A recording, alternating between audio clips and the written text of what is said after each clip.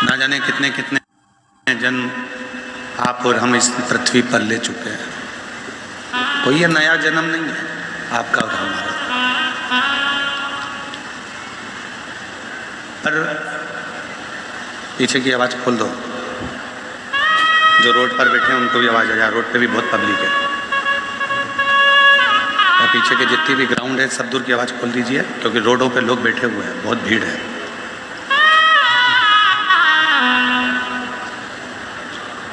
बार बार ये जन्म नहीं होता। जन्म और मृत्यु का जो प्रपंच है इससे छूटना है। फिर जन्म लिया, फिर मर गए, फिर जन्म लिया, फिर मर गए। पुनरपि जननम पुनरपि मरणम के प्रपंच जो है, इससे छुटकारा कैसे है? इससे छूटा कैसे जाए? तो शिव महापुराण में स्वयं तमरुका जी ने चंचुला देवी से कहा कि मृत्यु लोक में, संसार सागर में केवल एक साधन है, वो है भगवान शंकर की भक्ति। तमरुका जी कहते हैं चंचुला देवी केवल संसार सागर में एक है शिव की भक्ति, फिर वो वापिस मृत्यु लोक में जन्म नहीं देती है।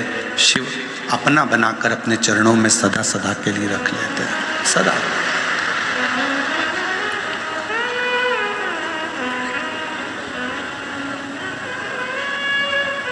कई लोग कहते हैं शिवजी तीर्थ में है, कोई कहता है 12 ज्योतिर्लिंग में भगवान शंकर विराजमान है, कोई कहता है बद्रीनाथ में नारायण विराजमान है, कोई कहते हैं केदार में शिव बैठे हुए हैं। माना कि ये प्रत्येक भारत की भूमि पर जो तीर्थ हैं, यहाँ परमात्मा निवास करता है। पर उन तीर्थ से भी ज्यादा शंभु शंभु पर उन तीर्थ से भी ज्यादा परमात्मा यदि कहीं निवास करता है तो वो आपके दिल में निवास करता है, आपके हृदय में निवास करता है।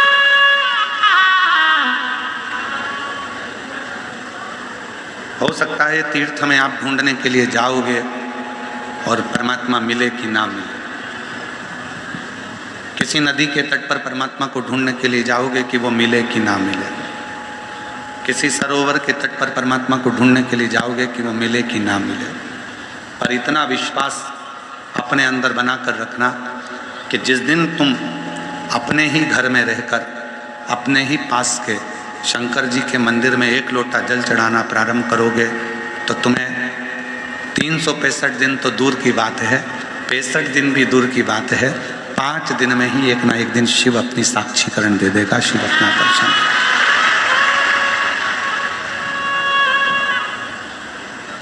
वो असली स्वरूप में मेरा भोले बाबा कभी नहीं आता। मेरा शंकर, तुम सोचो कि अपने स्वरूप में गले में नाक पहनकर, मृगछाला पहनकर, जटा बांधकर, चंद्रमा लगाकर, गंगा सिर पर रखकर आ जाएगा तो नहीं आ सकता, बिल्कुल नहीं आ।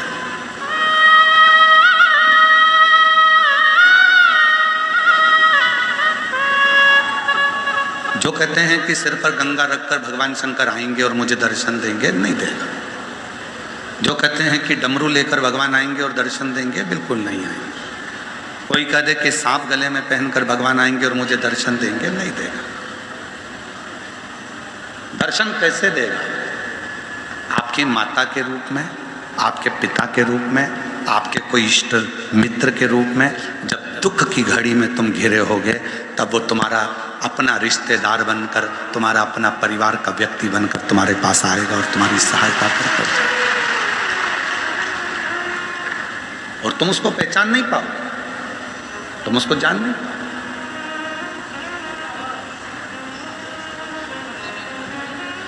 जैसे जीते जी अपने माँ बाप को नहीं पहचान पाते, जैसे जीते जी अपनी पत्नी को, अपने पति को, अपने रिश्तों को नहीं जान पाते, उसी तरह तुम परमात्मा को नहीं पहचान पाते।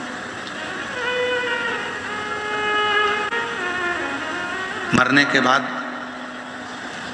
उसके मुंह में दही पेड़ा खिला रहे हो,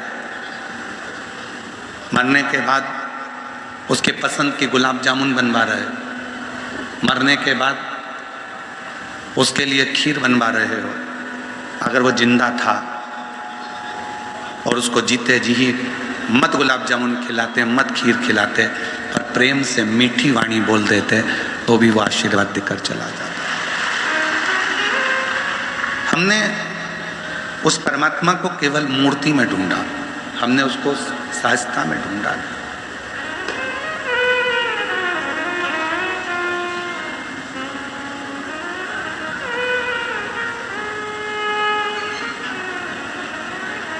प्रत्येक जीव में, इसलिए शिव महापुराण की कथा कहती है कंकर में शंकर। ये जो शब्द निकला है कंकर में शंकर है, ये पहले लोग नहीं निकालते थे। अब दुनिया के लोगों को समझ में आ गया कि कंकर में शंकर है। आप कहीं पर भी बैठकर एक कंकर उठाकर भी उसको शिव मानकर उससे अपने दिल की बात कहते हो तो वो सुन लेता है, वो सुनता है। कंकर में शंकर, प्रत्येक जीव में परमात्मा, प्रत्येक जीव। हमारे निखिलेश जी एक भजन की लाइन बड़ी सुंदर गुनगुनाते हैं कि फूलों में ढूंढा तुझे, फूलों में ढूंढा तुझे, माला में, फूलों में ढूंढा तुझे, कलियों में और फूलों की खुशबू में भोले बाबा का ठिकाना है। हम जगत में उसको ढूंढ रहे हैं, हम हर जगह पर उसको जाकर ढूंढ रहे हैं, पर उसका ठिकाना तो खुशबू में है, सुगंध में।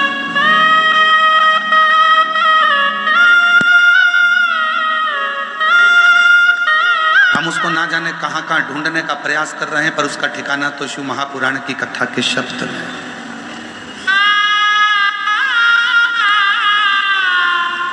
जो लोग सीहोर आते हैं कंकर शंकर की पूजन करने के लिए, रुद्राक्ष लेने के लिए, हम उनसे एक बात कहते हैं, यहाँ से लेकर जाना तो दिल से लेकर जाना, ये समझकर लेकर जाना कि तुम्हारा शिव तुम्हारे साथ जा रहा और तुम्हारा दुख हरने के लिए जा रहा है, तुम्हारी तकलीफ हरने के लिए जा रहा है, तुम्हारा कष्ट हरने के लिए। यहाँ कई माताएं ऐसी बैठी हैं जो अपने साथ में कंकर शंकर को लेकर चलती हैं। कई बैठी होंगी जिनके प्लेट में, कटोरी में कंकर शंकर विराजमान। कई माताएं, कई भाई, कई जीजी, कई जीजा, कई बेटियां, कई बेटा, कई मेरे बुजुर्ग माँ बाप ऐसे बैठे हैं जिनके गले में रुद्राक्ष पड़ा हुआ है। एक रुद्राक्ष उसके गले में पड़ा है, उसको क्या लगता है कि मेरे गले में रुद्राक्ष है, पर शिव महापुराण की अगर विद्येश्वर संहिता को पढ़ा जाए तो स्वयं शंकर पार्वती जी से कहते हैं कि ये रुद्राक्ष नहीं है, ये मेरा स्वरूप है, और जिसके गले में रहता हूँ उसकी रक्षा का भार मेरे ऊपर रहता है, उसकी रक्षा का भार मेरे ऊपर। ये केवल रुद्राक्ष नहीं है, ये मेरा प्रतिबिंब स्वरूप है, ये मेरा स्वरूप।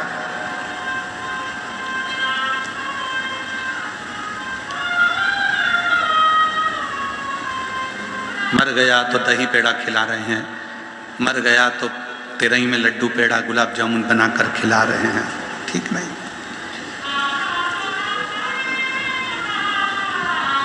मर गया तो अस्थि की पूजन करी जा रही है, राख को भी पूजा जा रहा है, पर जिंदा था तो क्यों नहीं पूजा, जीवित था तो सम्मान क्यों नहीं दिया।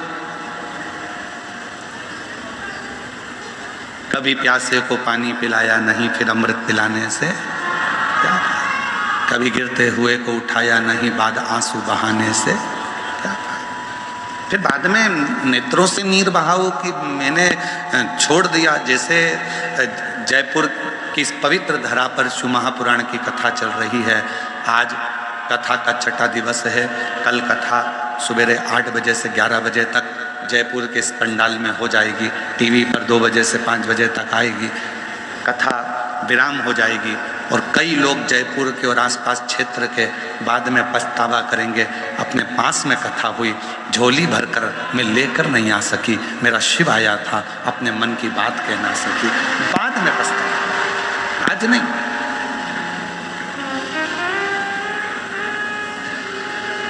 अभी तो आप आए हो बाबा से निवेदन करने के लिए, प्रार्थना करने के लिए, विनय करने के लिए, विनती करने के लिए,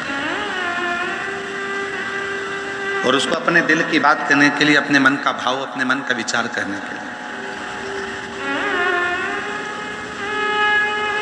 शिव का भक्त, शिव साधक, शिव की आराधना करने वाला, शंकर की साधना करने वाला, माँ आद्य शक्ति की आराधना करने वाला, माँ आद्य शक्ति की साधना करने वाला किसी से कोई कामना नहीं रखता। कामना रखेगा जो भगवान शंकर का भजन करने वाला है, जो भगवान शंकर की साधना करने वाला है, जो भगवान शंकर का स्मरण करने वाला है, वो इंसान से कोई कामना नहीं रखता, वो भगवान से कामना रखता, वो शिव से कामना रखता। जो देगा तो मेरा भोले बाबा ही देगा, जो देगा तो मेरा शिव ही देगा, जो देगा तो मेरा शंकर ही देगा। रिश्तेदार नातेदार को कौन दे रहा है? वही दे रहा है। एक सुंदर प्रसंग है शिव महापुराण का, बहुत सुंदर प्रसंग है।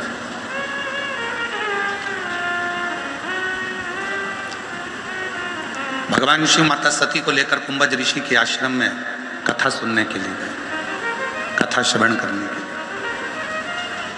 कुंभज बाबा के यहाँ जब कथा सुनने के लिए गए और कुंभज ऋषि के यहाँ जब बैठकर कथा श्रवण कर रहे थे, तो माँ सती के मन में ये भाव उत्पन्न हो रहा था कि मेरे पति विवाह करने के बाद उनको तो मुझे कहीं घुमाने ले जाना था, कहीं भ्रमण करने ले जाना था, पर मेरे पति मुझे विवाह करने के बाद केवल कथा सुनाने के लिए लेकर आए।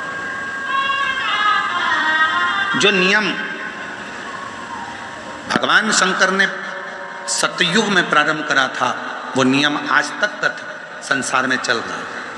और मुझे उम्मीद है जो नियम मेरे देवादिदेव महादेव ने सतयुग में प्रारंभ करा था, वो आज भी कलयुग में निपटा है, वो भी कलयुग में चलता है, वो भी कलयुग में चल रहा है। और आपके घर पर भी वो नियम चल रहा है।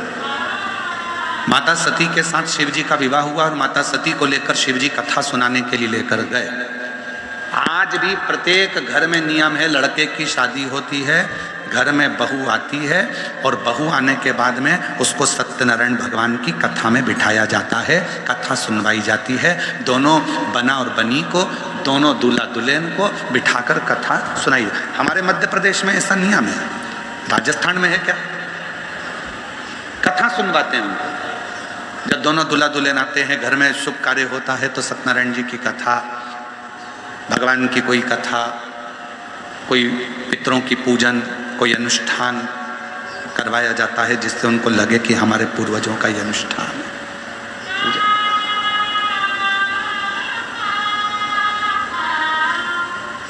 ले गए भगवान शंकर माता सती को कथा सुनने के लिए।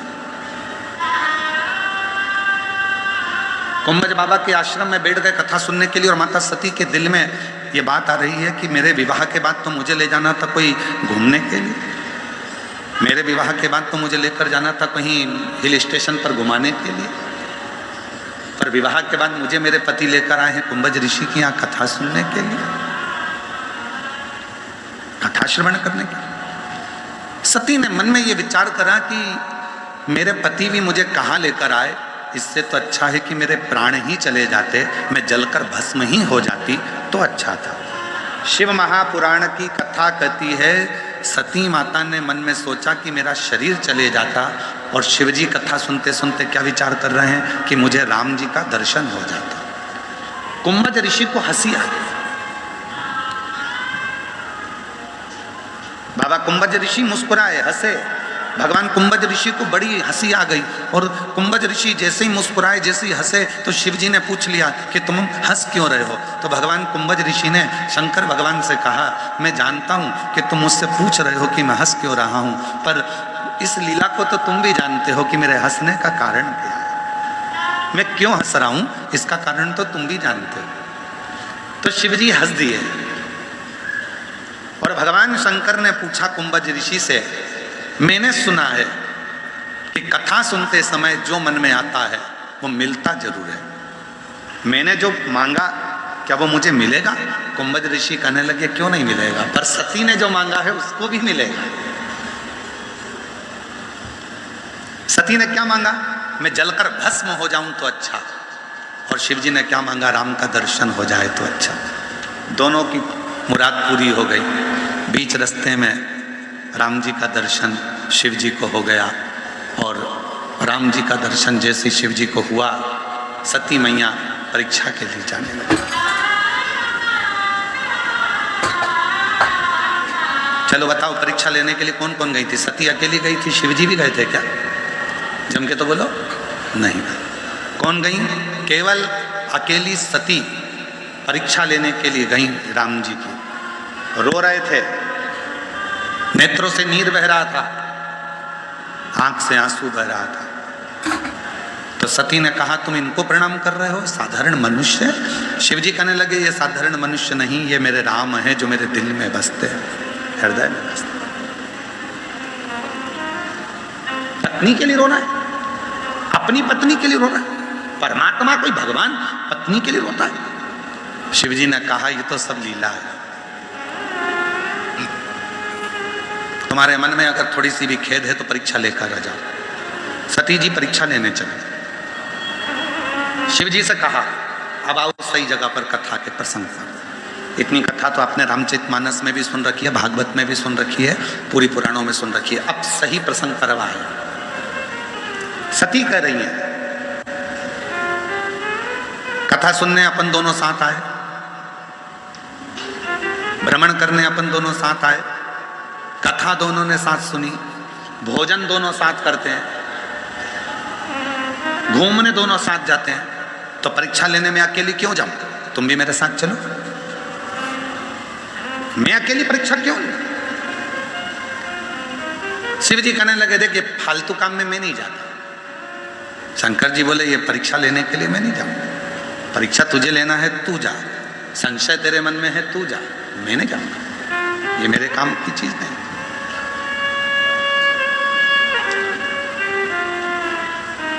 परीक्षा लेने मैं जाऊं? हाँ, परीक्षा लेने के लिए मैं नहीं जा सकता। जाओ तुम परीक्षा दो।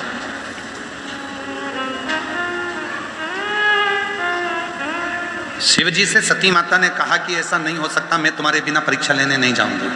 शिव जी कहने लगे, मैं परीक्षा लेने नहीं जाऊंगा। साथ भोजन करेंगे चलेगा, पति पत्नी है, साथ भोजन करेंगे चलेगा, साथ घूमने चलेंगे चलेगा, साथ मोटरसाइकिल पे बैठेंगे चलेगा, साथ फोर व्हीलर में बैठेंगे चलेगा, साथ कथा सुनने चलेंगे चलेगा, साथ माल घूमने चलेंगे चलेगा, साथ शॉपिंग करने चलेंगे चलेगा। पर याद रखना, बीमारी तुझे हुई है और तू कहे कि मुझे इंजेक्शन लग रहा है तो तुम भी लगवा, चलेगा? अरे जम के तो बोलो, नहीं चलेगा। शंकर जी ने कितनी सुंदर बात कही कि बीमारी तुझे हुई है, परीक्षा तू लेने जा रही है, संशय तुझे हुआ है, टेंशन तुझे हुआ है, अहंकार तुझे हुआ है, तो दवाई तुझे लेना पड़ेगी। अब कई लोगों की आदत, अब तुम हॉस्पिटल में जाओ और पत्नी बीमार पड़ गई और पत्नी पति से कहे, जी अपन साथ में रोटी खाते थे, साथ में रहते थे, साथ में घूमने जाते थे, साथ में ससुराल जाते थे, साथ में शॉपिंग पे जाते थे, साथ में मॉल जाते थे, साथ में ये काम करते थे, साथ में वो काम करते थे। एक काम करो ना, जब साथ में रहते थे, साथ में भोजन करते थे, साथ में रोटी खाते थे, साथ में अपन पानी पीते थे, साथ में अपन सब काम करते थे, तो फिर एक काम करो कि मैं बीमार पड़ी हूं तो साथ में इंजेक्शन भी लगवा।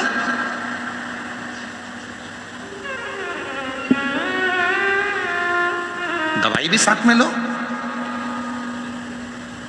कितनी माताएं बैठी हैं जिनके पति साथ में इंजेक्शन लगवाते हैं, और कितने पति बैठे हैं जिनकी पत्नी साथ में बैठकर दवाई खाती हो। पति बीमार है तो पति भी दवाई खाएगा और मैं भी खाऊंगा।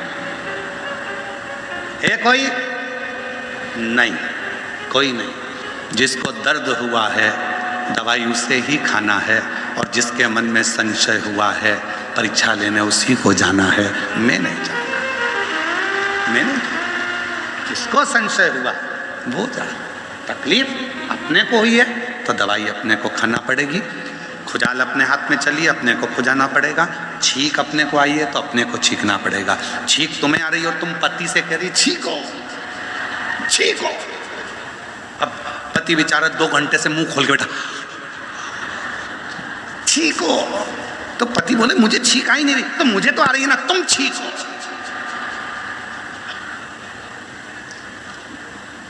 मैं तुम्हें इतना प्रेम करती हूं, इतनी चाहती हूं, और तुम मेरे लिए इतना सा नहीं कर सकते। पति के तो आए तो छींको।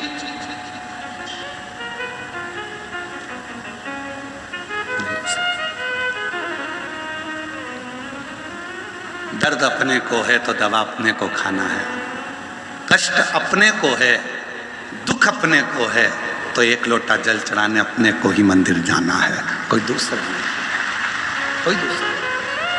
कई लोग कहते हैं तुम हमारे पास में आओ, हम तुम्हारे लिए ये वाला अनुष्ठान करेंगे और तुम एकदम ठीक हो जाओगी। हम शिव पुराण कहती है, हम शंकर पर विश्वास करने वाले, हम किसी के ऊपर भरोसा करने वाले नहीं, हम शिव पर भरोसा करने वाले। कोई कहता है मैं तेरे लिए ये वाला अनुष्ठान करूंगा, मैं तेरे लिए ये पाठ करूंगा, मैं तेरे लिए ये उपाय करूंगा, मैं तेरे लिए ये अनुष्ठान करूंगा, मैं तेरे लिए ये करूंगा, मैं तेरे लिए वो करूंगा। शिव महापुराण की कथा कहती है तुम्हारे मरने के बाद अगर तुम्हारे बेटे सैया दान कर रहे हैं तो ये मत सोचना कि तुम्हें मिली है। तुम्हारे मरने के बाद तुम्हारे बेटे अन्न का दान कर रहे हैं, यह मत सोचना कि तुम्हें मिला है। तुम्हारे मरने के बाद तुम्हारे बेटे अगर गीता का पाठ कर रहे हैं तो यह मत सोचना कि तुम्हें मिला है। तुमने जो जीते जी दान करा, तुमने जो जीते जी कथा सुनी, तुमने जो गीता जी का पाठ किया, तुमने जीते जी जो भजन किया, बस वो ही तुम्हारे साथ जाना है मरने के बाद। तो एक क्रम है जो निभाना, अपने जीते जी जो तुमने कर लिया।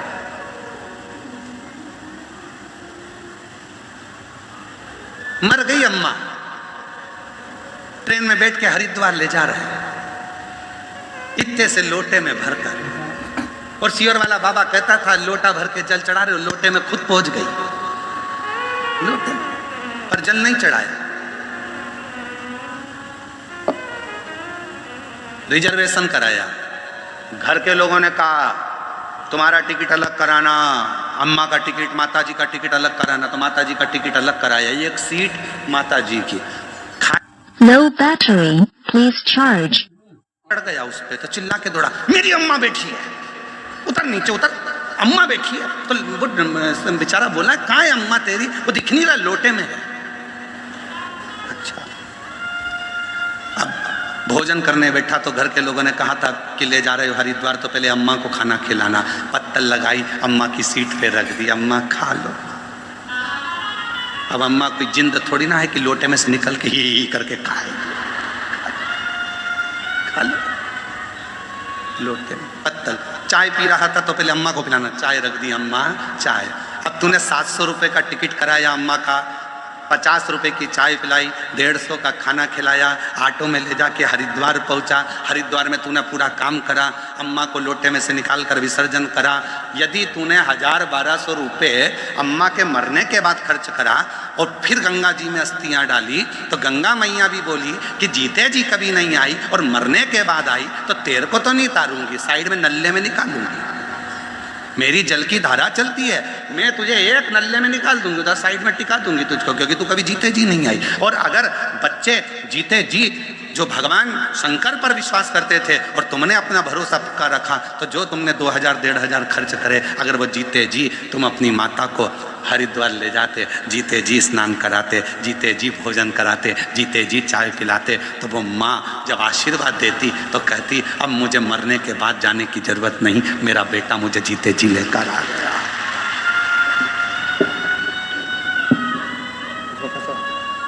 मेरा बेटा मुझे जीते जी लेकर आ गया, अब मुझे जाने की जरूरत नहीं। इसको कस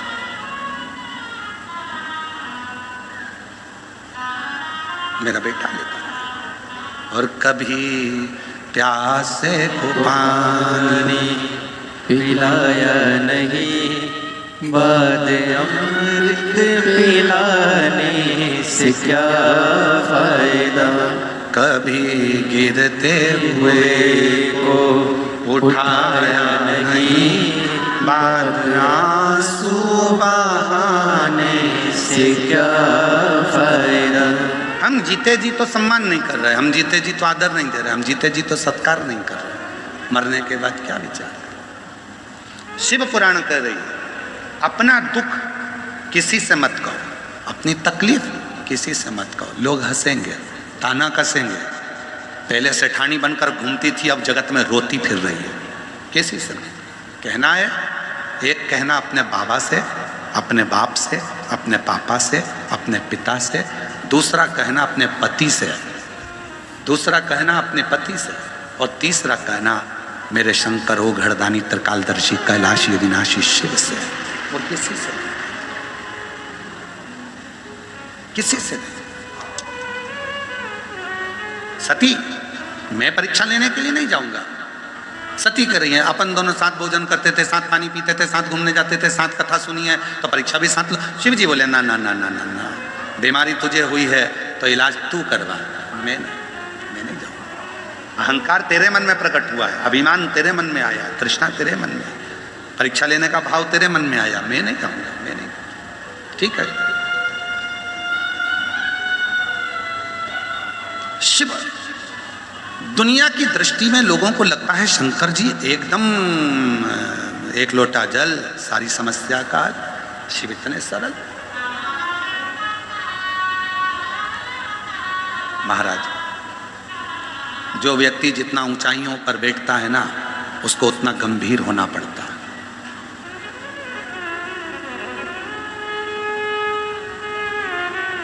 उसको उतना गंभीर होना पड़ेगा। जो व्यक्ति जितनी ऊंचाइयों पर बैठता है उसकी उतनी आलोचना होती है। जो व्यक्ति जितना ऊपर की ओर बढ़ता जाता है उसको बहुत गालियां दी जाती हैं।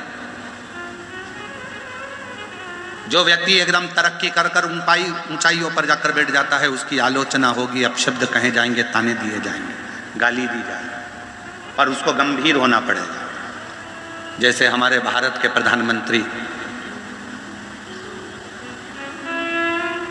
नरेंद्र भाई मोदी जी, जैसे प्रत्येक प्रदेश के मुख्यमंत्री, चाहे आपके प्रदेश के हों, चाहे मध्य प्रदेश के हों, चाहे छत्तीसगढ़ के हों, चाहे आंध्रा के हों, कहीं का भी मुख्यमंत्री, चाहे वो किसी भी स्थान, चाहे वो उत्तराखंड के हों, मुख्यमंत्री, प्रधानमंत्री और मुख्यमंत्री का पद कितना ऊंचा होता है, पर उनको जितने ऊंचे पद पर बैठ जाते हैं उतनी उसमें गंभीरता आना पड़ती है, उतनी गंभीरता लाना पड़ती है। उनको मालूम है ऊपर बैठेंगे, उन्नति की सीढ़ी पर चढ़ेंगे तो लोग गालियां बहुत देंगे, आलोचना बहुत करेंगे, अपशब्द बहुत कहेंगे, ताने बहुत देंगे, ना जाने क्या क्या कमेंट्स करेंगे, ना जाने क्या क्या लिखेंगे, पर जितनी ऊंची कुर्सी पर व्यक्ति बढ़ता जाता है उतनी उसमें गंभीरता आती जाती है, उतना उसमें बल उत्पन्न होता जाता है। ये आलोचना सुनने का, ताने सुनने का, अपशब्द सुनने का जवाब कम देता है, सुनता बहुत है। जिसमें जो बढ़ गया, तुम्हारे घर में तुम्हारा पद बड़ा है, तुम सास हो तो तुम्हें गंभीर होना पड़ेगा, तुम ससुर हो तुम्हें गंभीर होना पड़ेगा, घर में बच्चों की शादी हो गई तो मम्मी पापा की जगह सास ससुर बन गए, तुम्हें गंभीर होना पड़ेगा। आलोचना होगी, पद बड़ा है। सास के पद पर बैठ गए तो आलोचना होगी तुम्हारी, ससुर के पद पर बैठ गए तो आलोचना होगी तुम्हारी। ऐसा नहीं कि आलोचना नहीं होगी। दादा दादी बन गए तो आलोचना होगी तुम्हारी। तुम अभी तक घर की बेटी थी, अभी ननंद नहीं थी, अब ननंद बन गई हो तो आलोचना होगी तुम्हारी। अभी तक तुम बेटी थी, भाभी अब बनी हो तो तुम्हारी आलोचना होगी। देवरानी बनी हो तो आलोचना होगी, जेठानी बनी हो तो आलोचना होगी। आलोचना होगी, पर इसको सहन करना, गंभीर बनकर इसको सहना। मेरे शंकर भगवान की बहन, मेरे शिव जी की बहन छिपरिया, भगवान शंकर के जब माँ पार्वती जी जगत जननी जगदम्बा अम्बा जब भोजन बनाकर रखती थी, लोग कहते हैं हमारी ननंद ऐसी है, हमारी भाभी ऐसी है। शिव पुराण को तो पढ़ो जरा। माँ पार्वती जी भोजन बनाकर रखती थी और छिपरिया आती थी, भाभी भूख लगी है, भोजन दीजिए। छिपरिया आती थी, भाभी भोजन दीजिए, भूख लगी है। और शिव जी की बहन छिपरिया जब भोजन मांगती थी तो माता पार्वती जी भोजन ला कर देती थी। देखिए जरा, छिपरिया क्या करती थी, भोजन लिया और उठाकर गौ माता को, नंदी को, भृंगी को, श्रृंगी को, सबको दे देती थी। भोजन का टिफिन खा लिया। फिर वापिस आ गई छिपरिया जी, भाभी भोजन तो है ही नहीं टिफिन में। भाभी ने देखा तो टिफिन में भोजन तो अब भी तो बना कर रखा था। पार्वती जी ने मन में सोचा, ननन जी हैं, इनको दान करना बहुत अच्छा लगता है, तो सारा भोजन दान कर आई होंगी, मैं अब भी बना कर लाई। ननन जी अब भी लाई, गई अंदर, भोजन बनाया, ताजा भोजन ला कर दिया। छिपरिया ने वो उठाकर वापिस नंदी को, गाय को, शंगी को, भृंगी को, सबको दे दिया। भाभी भोजन, एक दिन में माँ पार्वती माता को दिन भर में 1000 बार भोजन बनाना पड़ता था और 1000 बार माता पार्वती के चेहरे पर मुस्कुराहट होती थी। तब छिपरिया ने कह दिया, भाभी तुम केवल पार्वती नहीं हो, तुम अन्नपूर्णा हो, आज से जगत में तुम्हारी पूजन हो। एक ननंद ने भाभी की पूजन करा दी, आज से तुम अन्नपूर्णा हो, सारे जगत में अन्नपूर्णा की पूजन होगी। और सुनो भाभी, जैसे तुम मुझको अन्न का दान देती हो, एक दिन ऐसा आएगा मेरे भाई शिव तुम्हारे दरवाजे पर भिक्षा मांगने के लिए आएंगे। और अन्नपूर्णे सदा पूर्णे शंकर प्राण वल्लभ, स्वयं शिव, स्वयं शंकर, स्वयं ओघड़दानी अन्नपूर्णा के दरवाजे पर जाकर भिक्षा मांग लेते। स्वयं शिव, स्वयं शंकर, स्वयं त्रिकालदर्शी, कैलाशी अविनाशी।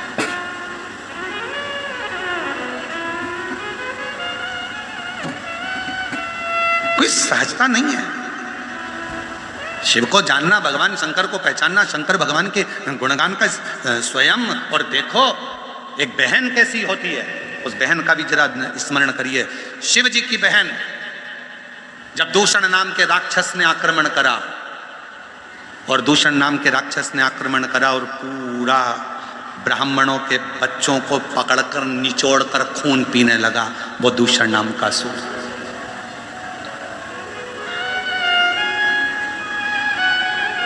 महाकाल वन,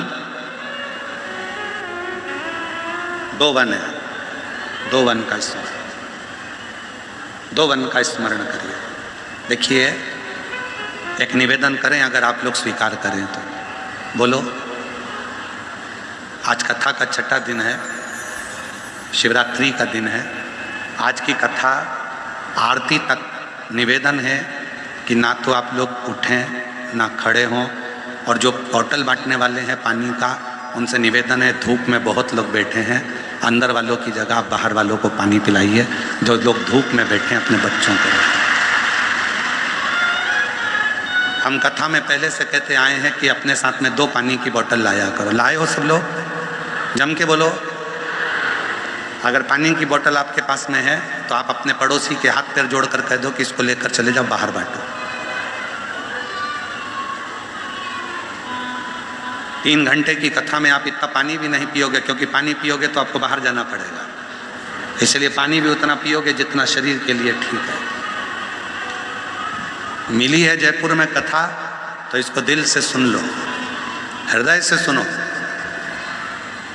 आप लोगों को तो पंडाल के अंदर जगह भी मिल गई। हम कैमरे वालों से कहेंगे एक बाहर का नज़ारा दिखाना एक बार।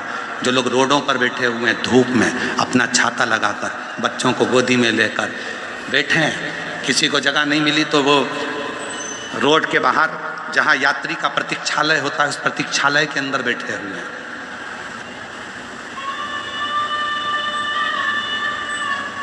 जगह नहीं है। पूरे पंडाल जितने भी लगे, 7, 8, 9 जितने पंडाल लगे, और उसके अलावा मैं यहाँ की जयपुर नगर की प्रशासन को, यहाँ की सरकार को और यहाँ के कलेक्टर महोदय, यहाँ के आईजी, डीआईजी, कमिश्नर, एसपी को भी धन्यवाद दूंगा, यहाँ के एसडीएम को धन्यवाद दूंगा।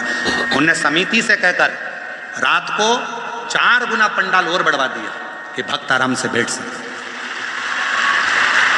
व्यवस्था कर सके। पर हम जानते हैं कि कथा 2 दिन, कथा के जो शिवरात्रि है और समापन है, उस पर भक्त रात भर विश्राम करते हैं, उसके लिए आते हैं।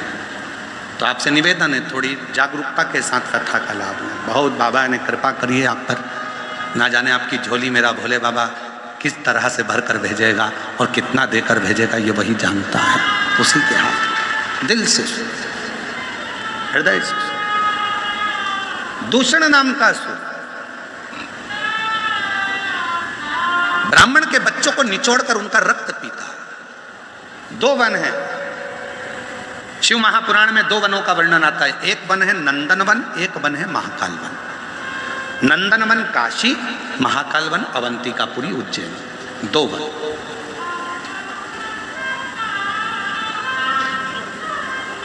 और दोनों वनों की विचित्रता है।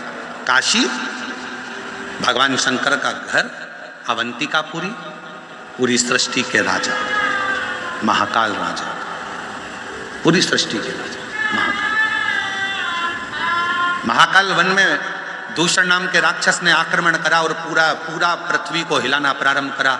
ब्राह्मण के बच्चे मिलते थे, उनको निचोड़कर रक्त पी जाता था, खून पीता था, और ब्राह्मणों के बच्चों को निचोड़कर खून पीकर फेंक देता। हाहाकार मच गई पूरे पृथ्वी पर, सबने पुकारा दूषण कहाँ है? तो कहा भी तो महाकाल वन में रह रहा है। महाकाल वन में? हाँ।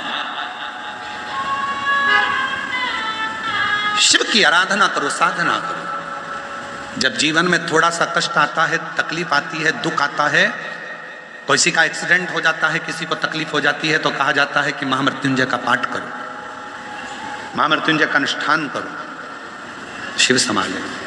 कष्ट आया है, शिव की साधना करो। कष्ट आया है, शंकर का भजन करो, शिव साधना करो, फलित हो। ठीक है, सबने शंकर भगवान को पुकारना प्रारंभ करा, आवाज लगाई, स्मरण किया, और ऐसी घोर साधना की सब ओम नाद में डूबने लगे। सब साधना।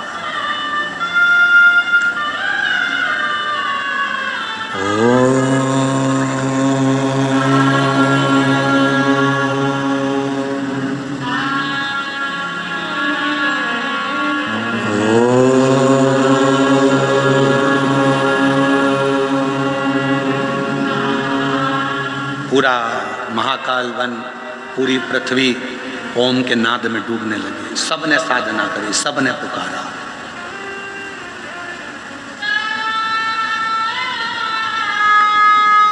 जब दुख आता है सबको एकजुट हो जाना चाहिए। कोरोना महामारी आई थी तो पूरा भारत और भारत में निवास करने वाला, चाहे ब्राह्मण हो, चाहे क्षत्रिय हो, चाहे वैश्य हो, चाहे शूद्र हो, भारत की भूमि पर निवास करने वाला, चाहे किसी भी धर्म का हो और किसी भी वर्ण का हो, जब कोरोना महामारी आई थी तो मेरा पूरा भारत में रहने वाला एक एक व्यक्ति एक दूसरे के प्रति समर्पित हो गया था। समर्पण, एक हो जाओ, और यही राष्ट्र में होना चाहिए। भारत पर अगर तकलीफ आए, भारत में अगर दुख तकलीफ कोई भी अगर आती है, तो हम सबको, हमें ये नहीं सोचना है कि ब्राह्मण है कि क्षत्रिय है कि वैश्य है कि शूद्र है, ये कौन वर्ण का है, कौन धर्म का है, हमें ये भी नहीं सोचना। हमें तो एक होकर उस दुख का सामना करना है, एक उस दुख से निपटना है।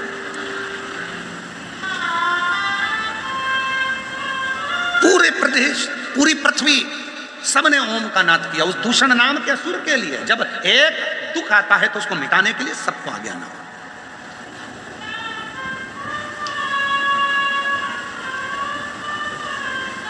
उस ओम का शब्द का नाद दुख को दूर करता है। आप भी हमारे साथ में 5 बार ओम का नाद करेंगे, ध्यान केंद्रित करेंगे, नेत्र बंद रहेंगे और एकदम लंबी सांस खींचते हुए प्रेम से आप खुद महसूस करेंगे उस ओम के नाद में कि मेरे पास मेरा बाबा ऐसा लग रहा है, पास में खड़ा हुआ है। सब उच्चारण करेंगे साथ में।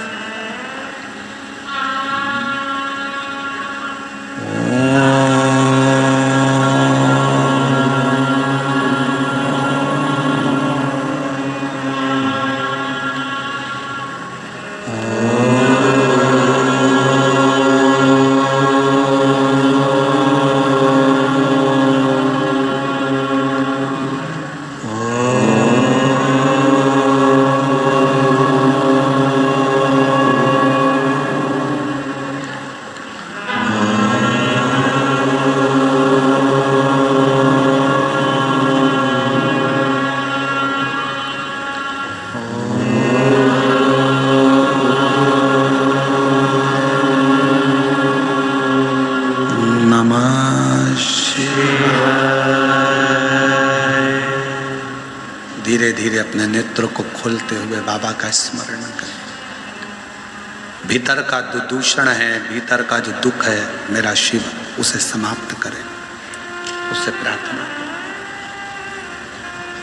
वो दूषण असुर जो ब्राह्मण के बच्चों का खून पी रहा था, कभी कभी हमारे परिवार में, हमारे घर में कोई ऐसा असुर आ जाता है। असुर कोई राक्षस नहीं होता, हमारे विकार है, हमारी गलत सोच, हमारी गलत दृष्टि, यह असुर है।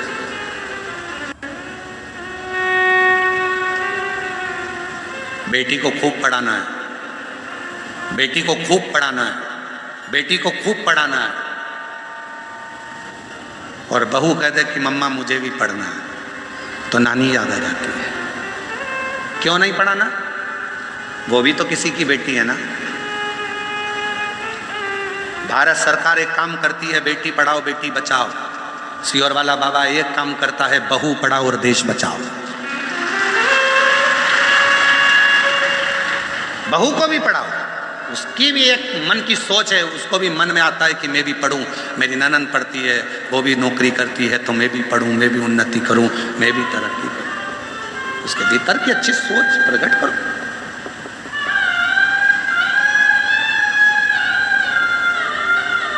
दूषण को मारने के लिए पूरी पृथ्वी पर उच्चारण प्रारंभ हुआ, ओम का नाद किया, सबने सत्कार स्वीकार किया।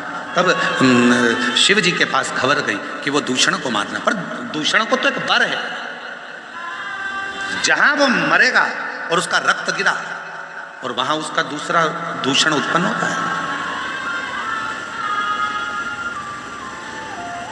वो दूसरा दूषण उत्पन्न होगा तो और तकलीफ देगा। वो एक दूषण इतना परेशान कर रहा है तो दूसरा दूषण कितना परेशान कर रहा है।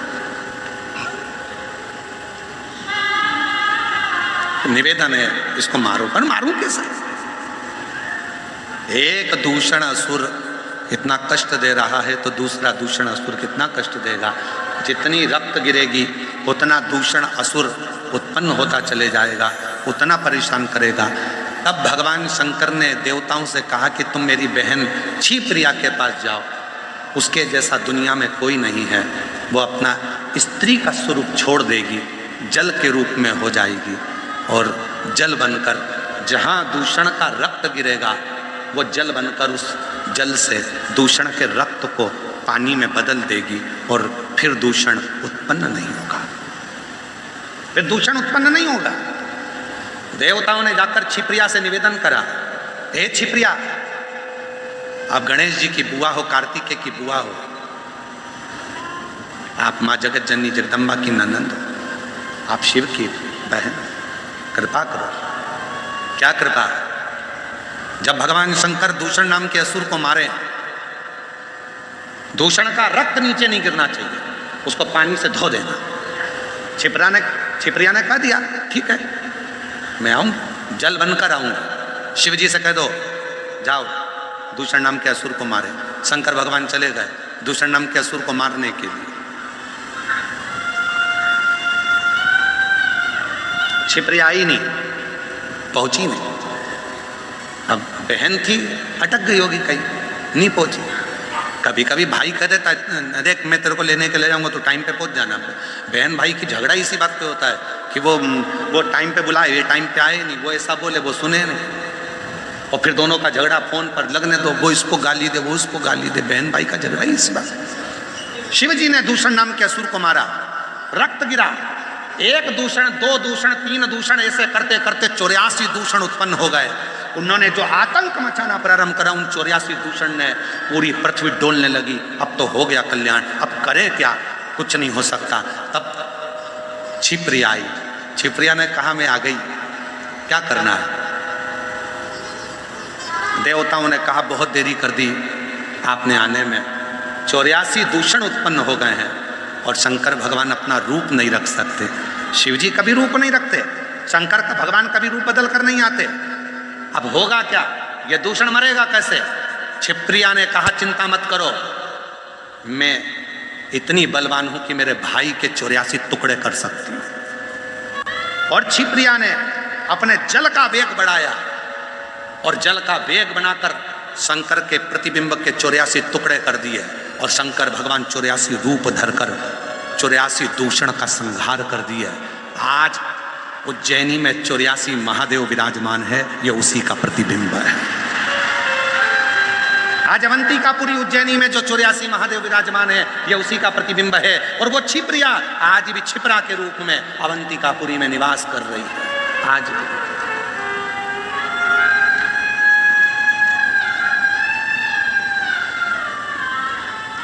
इसलिए भारत की भूमि की सबसे बड़ी राखी, भारत की भूमि की सबसे बड़ी राखी अगर कहीं बनती है तो वो देव अधिदेव महादेव महाकाल राजा को बनती है, छिपरिया की। भारत की भूमि की सबसे बड़ी राखी रक्षाबंधन पर अगर कहीं बनती है तो महाकाल राजा को बनती है, मेरे महाकालेश्वर बाबा को बनती है। एक बहन और भाई का जो संबंध होता है वो शिव पुराण निभाने का करती है। वो संबंध कोई साधारण नहीं है। ये शंकर भगवान को समझने के लिए पूरी जिंदगी निकल जाएगी लोगों, पूरा समझ नहीं पा रहे।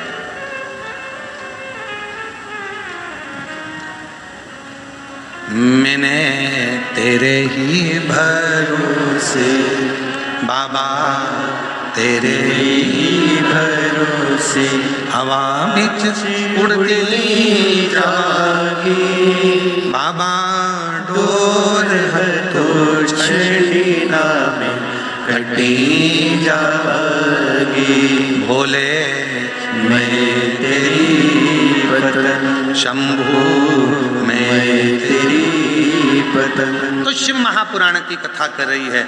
जितने ऊंचे पद पर मेरे देव अधिदेव महादेव बैठे हैं, भगवान शंकर देव नहीं है, महादेव हैं। देवों में भी देव महादेव है, ऊंचे पद पर बैठे हैं, इसलिए वो गंभीर हैं, इसलिए वो सहते हैं दुनिया की आलोचना, दुनिया की गालियां, दुनिया के ताने, दुनिया के अपशब्द। तुम जब ऊंचाइयों पर बैठो तो तुम सहन करना सीख लो।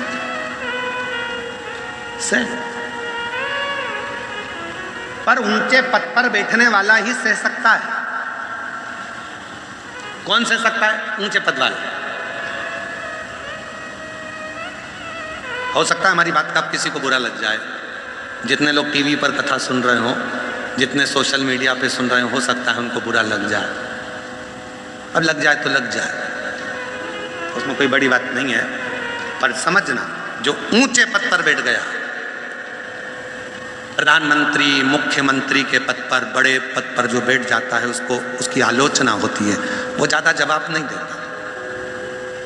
कोई कुछ भी कह देता है, वो ज्यादा जवाब नहीं देता, क्योंकि वो इतने ऊंचे पद पर बैठा है। कहाँ प्रधानमंत्री, मुख्यमंत्री, राष्ट्रपति, बहुत बड़ा पद पर बैठा है।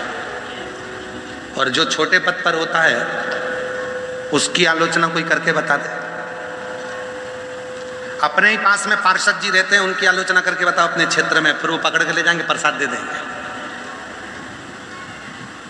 ऊंचे पद पर बैठा है इसलिए उसने सहन करा। जो अभी पद पर चढ़ा है, जो धीरे धीरे आगे बढ़ा है, उसकी जब आलोचना होती है तो उसे सहन नहीं होता।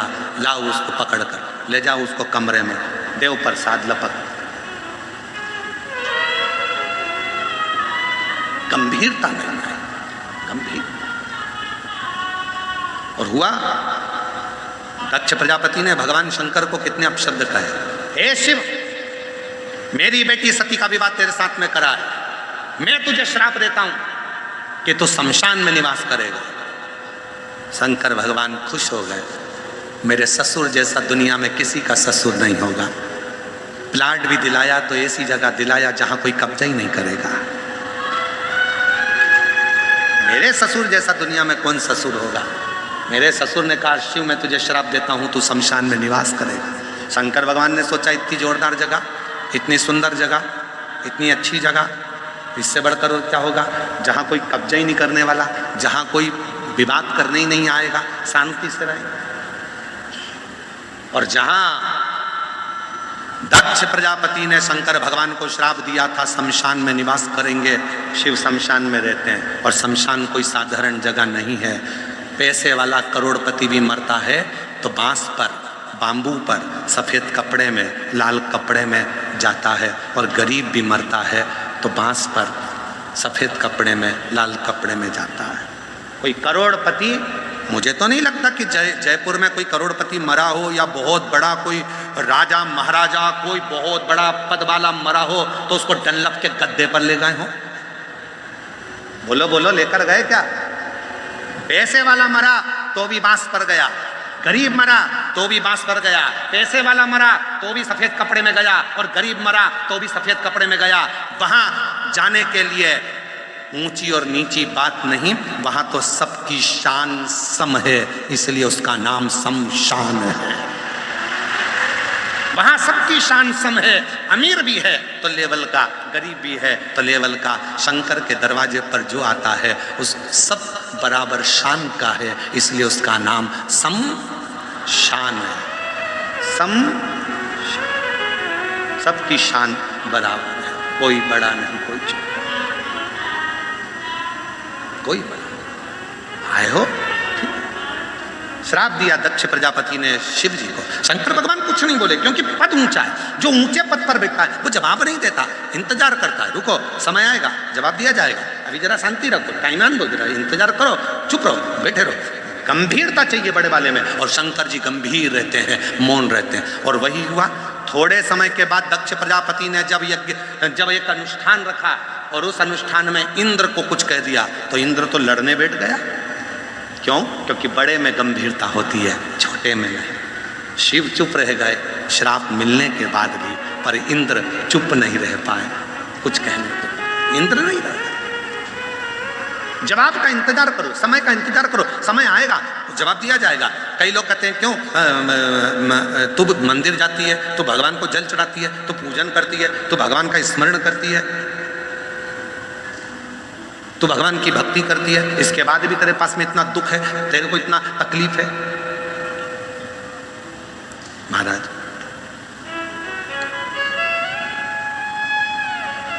आएगा सब, इंतजार। एक पत्र है, अच्छा है।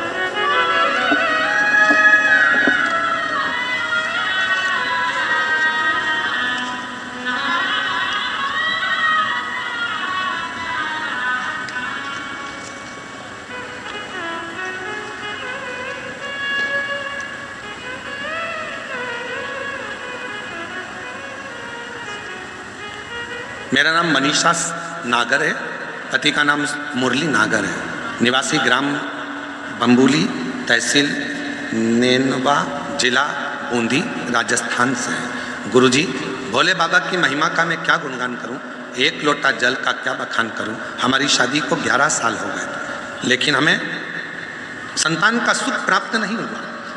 हमने 11 साल तक बहुत इलाज करवाया, लगभग 10 लाख रुपए तक हमने खर्च कर दिए, पर कोई फायदा नहीं हुआ। हम पूर्ण तरह से हार चुके थे गुरुदेव, हर तरह से। तब आपकी कथा एक बार मैंने मोबाइल पर देखी और सुनना प्रारंभ करा। गुरुजी, हम सीहोर चले गए, वहाँ से आ गए। हमारे गांव के लोग हमसे कहने लगे तुम जाते हो, बाबा कुछ देता तो है ही नहीं। फिर भी हमने आस नहीं छोड़ी। हम हर 2 महीने में सीहोर जाने लगे। कुबेरेश्वर बाबा का कंकर शंकर पूजन करते और बाबा का कंकर लेकर आते, बाबा का रुद्राक्ष चलाए, बाबा का व्रत करा, पशुपति आंकड़े की जड़ का प्रयोग करा। 1 बार करा नहीं हुआ, 2 बार करा नहीं हुआ, 3 बार करा नहीं हुआ, फिर करा। सारे लोग कहने लगे तुझे होगा ही नहीं, जब डॉक्टर मना कर दिए तो तुझे बच्चा कैसे होगा। पर आप कहते हो कि भगवान का पीछा मत छोड़ना, बोलते रहना, एक ना एक दिन बाबा सुनेगा। और बाबा की कृपा से 8 अप्रैल 2025 को मेरे यहाँ 11 साल के बाद पुत्र रत्न की प्राप्ति। एक पत्र और बड़ा सुंदर है, देखिए।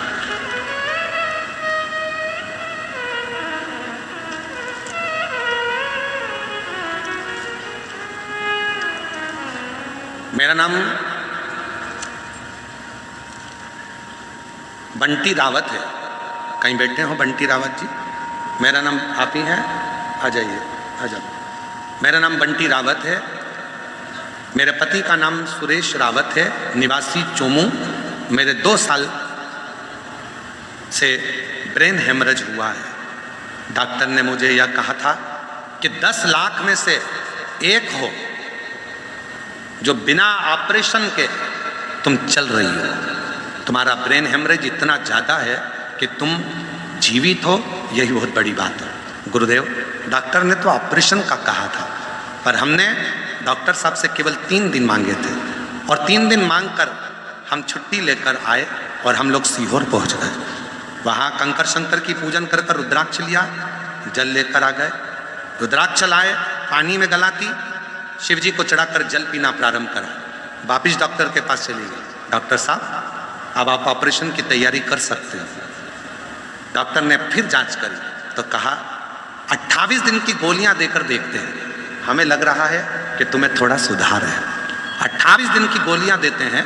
28 दिन की गोलियां डॉक्टर ने दे दी, और 28 दिन बाद मैं जो रुद्राक्ष का जल पीती रही, शिव मंदिर जाती रही, विद्याधर नगर के स्टेडियम में मैंने कथा सुनी, वहाँ की मिट्टी भी पूरे सिर पर लगा ली, और फिर पहुंची 28 दिन पूरे कर कर डॉक्टर ने देखते से ही कह दिया तुम्हारा ब्रेन हेमरेज पूर्ण तरह से ठीक हो गया है, अब तुम्हें ऑपरेशन की जरूरत नहीं है। मैं अपने ब्रेन हेमरेज की पूरी जांच भी लगा रही हूँ। ये पूरी जांचें जो डॉक्टर ने करी वो भी मिली। एक शिव पर भरोसा क्या होता है, एक शंकर पर भरोसा क्या, एक शिव का स्मरण, शिव पर करा हुआ भरोसा क्या,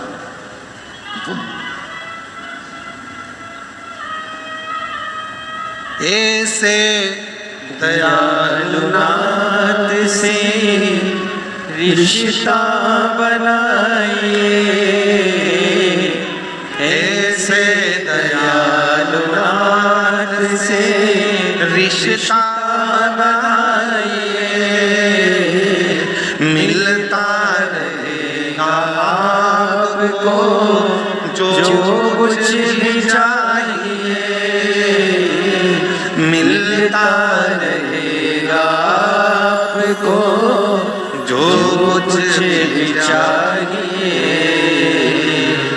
ऐसा करिश्मा होगा जो हुआ कभी नहीं, ऐसा करिश्मा होगा जो हुआ कभी नहीं।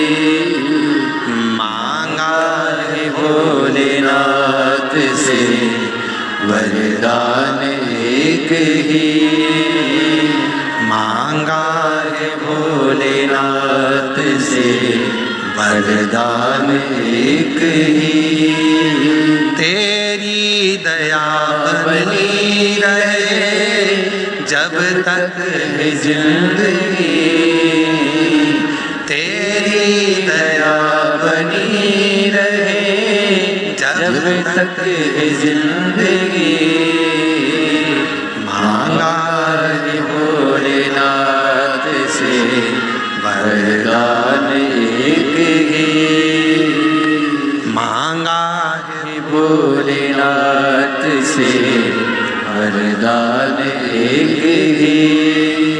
कैसी कृपा करेगा, कब कृपा करेगा, कोई भरोसा नहीं। उसकी कृपा कितनी है, कितनी दया करता है वो, कितनी करुणा करता है, ये कोई नहीं जाने। पत्र देखिए आप लोग, जरा पत्र का अंदाजा लगाओगे।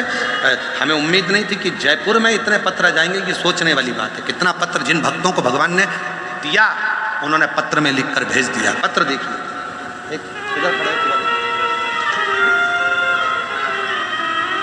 पत्रों का दर्शन करिएगा, देखिए।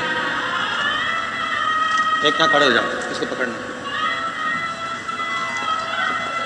चैनल वालों से निवेदन है, पत्र जरूर दिखाना, दिखे कि मेरे भोले बाबा ने कितनों को दिया है और कितना कितना दिया। और पत्र पढ़ते नहीं है, इतने पढ़ नहीं पाते। मांगा है भोलेनाथ से वरदान एक ही, मांगा है भोलेनाथ से वरदान एक ही, भोलेनाथ से वरदान एक ही, मांगा है भोलेनाथ से वरदान एक ही, मांगा है भोलेनाथ से वरदान एक ही, तेरी कृपा तक है जिंदगी तेरी कृपा बनी रहे, जब तक है जिंदगी। और पत्र आज के पढ़ने के भोलेनाथ से वरदान एक ही। ये वो पत्र हैं जिनको मेरे भोले बाबा ने कथा सुनते सुनते दिया है।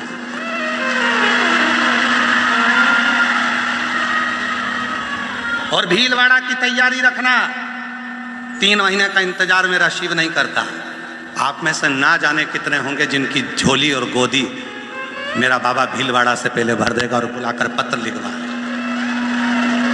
ये वो शिव है। ले जाओ,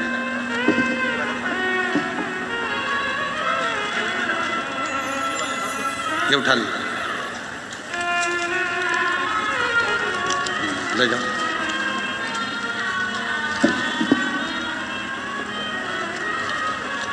मांगा है भोलेनाथ से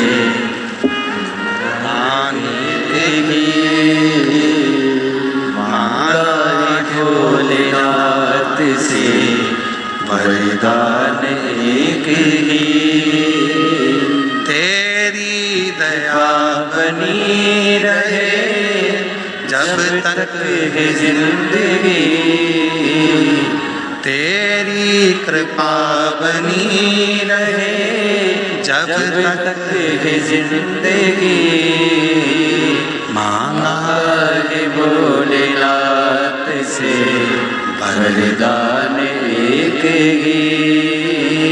शिव देता तुम्हारा एक लोटा जल, तुम्हारी शंकर भगवान की अविरल भक्ति, और बैठे हो धूप में,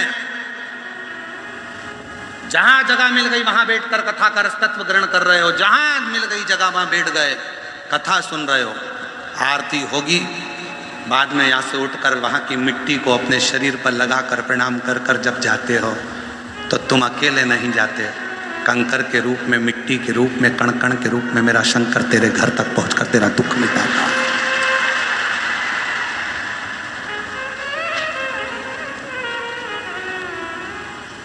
कण कण के रूप में वो तुम्हारे शरीर से लगकर तुम्हारे घर तक पहुंचता है। और पहले दिन भी हमने कहा था, इसको शिव पुराण मत समझना कि शिव पुराण है। ये शिव पुराण नहीं है, ये अपने पिता का घर, बाबुल से कही हुई बात यहाँ स्वीकार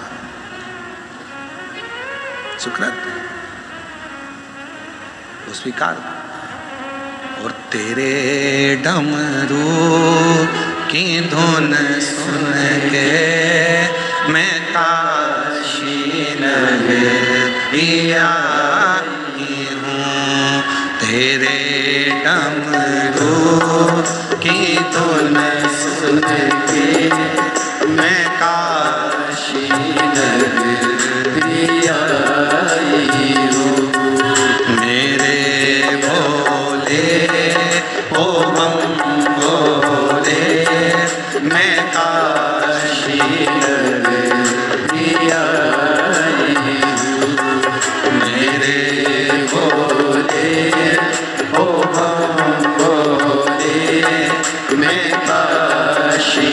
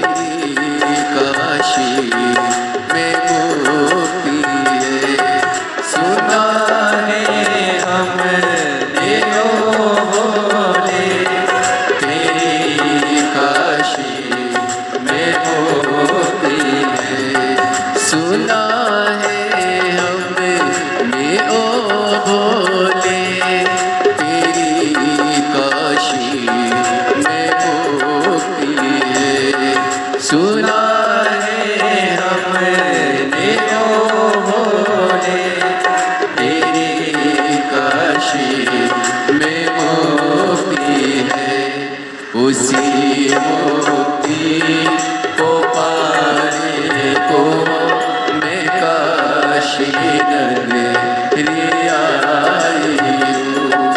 उसी मुक्ति को पाने को मैं काशी नगरी आई हूँ। हमारे बीच में परम पूज्य श्री सनातन की ऊर्जा और जनमानस को सनातन का बल प्रदान करने वाले श्रीमद् भागवत के परम रसिक ब्रज की धरा के पवित्र आनंदमय तेरी काशी में गौराए सुना रे हमने ओ भोले तेरी काशी में गौराए सुना रे हमने ओ भोले तेरी काशी में गौराए उसी गौरा को पाने को मैं काशी नगरी आई हूँ। उसी गौरा को पाने को मैं काशी नगरी आई हूँ। मेरे भोले ओ बम भोले मैं काशी नगरी आई हूँ।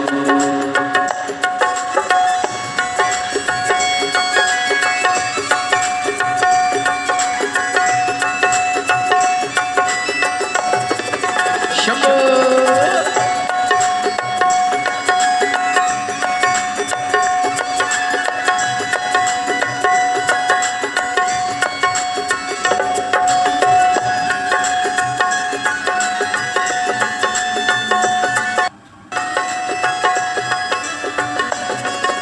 जय हो।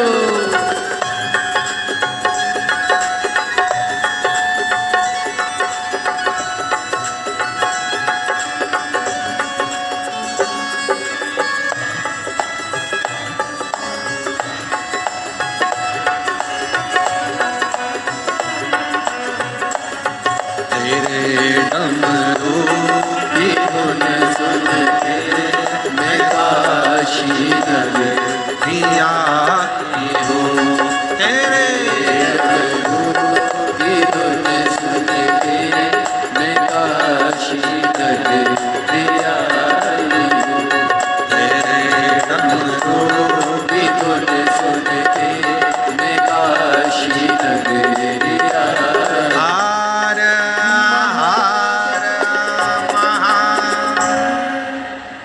अपने स्थान पर बैठकर बाबा देवाधिदेव महादेव से प्रार्थना करिए। हृदय से बाबा को अपने मन का भाव कहिए और दिल से बाबा को अपने मन के भाव को व्यक्त करिए।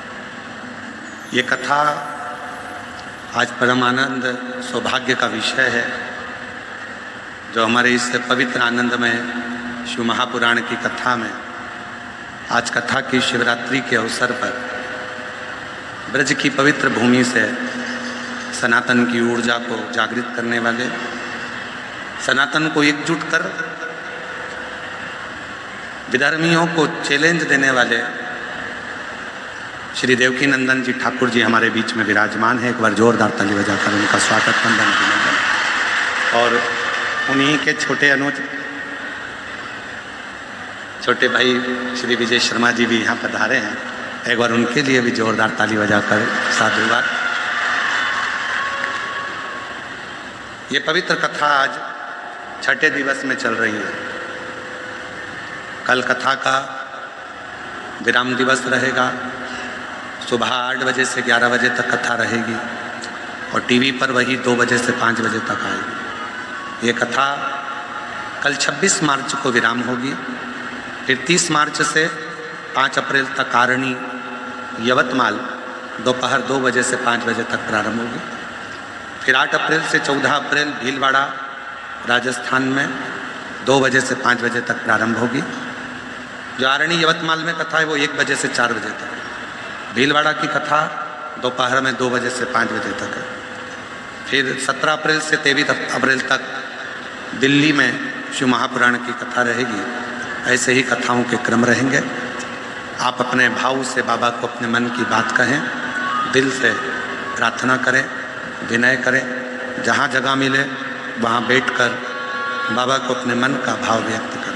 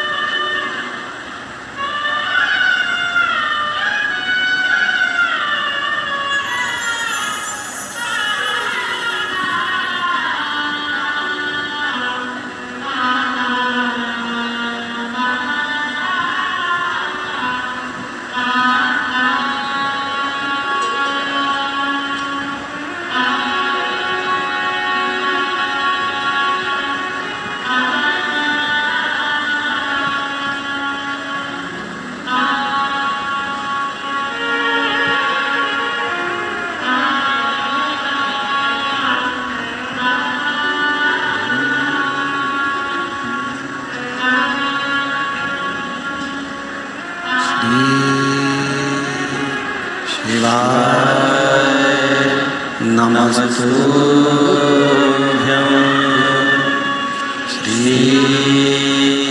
शिवाय नमस्तुभ्यं श्री शिवाय नमस्तुभ्यं श्री शिवाय नमस्तुभ्यं श्री शिवाय नमस्तुभ्यं। भोला सब दुख काटो मारा, ओ भोला सब दुख काटो मारा। शिव शंकर जपो तेरी माला, भोले बाबा जपो तेरी माला। भोला सब दुख काटो मारा, ओ भोला सब दुख काटो मारा। वेश है मंगल मंगलकारी, वेश है मंगल मंगलकारी। शमशानवासी हमारा, शमशानवासी हमारा। ओ भोला सब दुख काटो हमारा, ओ भोला सब दुख काटो हमारा।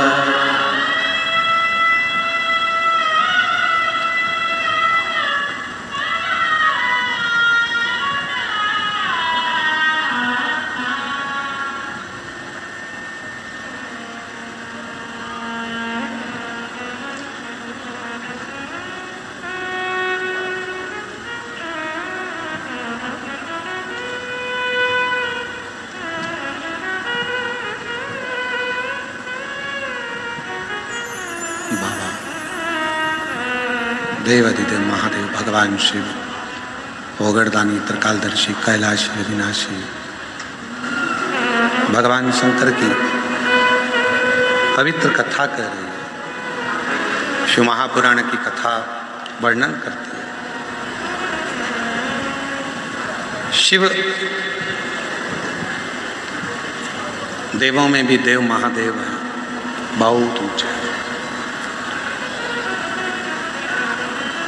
जो आलोचना को भी स्वीकार कर लेते, अपशब्द को भी स्वीकार कर लेते, कुछ नहीं कहते।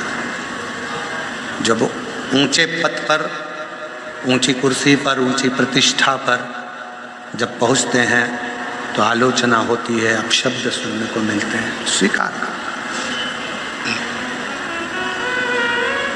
कोई छोटा पद होगा तो आप आलोचना का जवाब भी दोगे। प्रधानमंत्री, मुख्यमंत्री, राष्ट्रपति, ये बड़े बड़े जो पद होते हैं, कितनी आलोचनाएं मिलती हैं, कितने अपशब्द मिलते हैं, कितने ताने सुनने को मिलते हैं, पर कोई जवाब नहीं, शांत। छोटा मोटा कोई हो तो भाई बाद में चलो साइड में लो, इसको प्रसाद दो, वो अलग विषय। श्राप दिया भगवान शंकर को दक्ष प्रजापति ने, तुम शमशान का निवास करो। शिव शमशान रहते हैं, पर उसमें भी एक सुख है। जहां सबकी शान सम है, उसी का नाम सम शान। कोई अमीर नहीं, कोई गरीब नहीं, कोई बड़ा नहीं, कोई छोटा नहीं, सबकी समता का भाव है। वहां कोई बड़ा, कोई छोटा। और याद रखें, शिव के पास, ठीक है,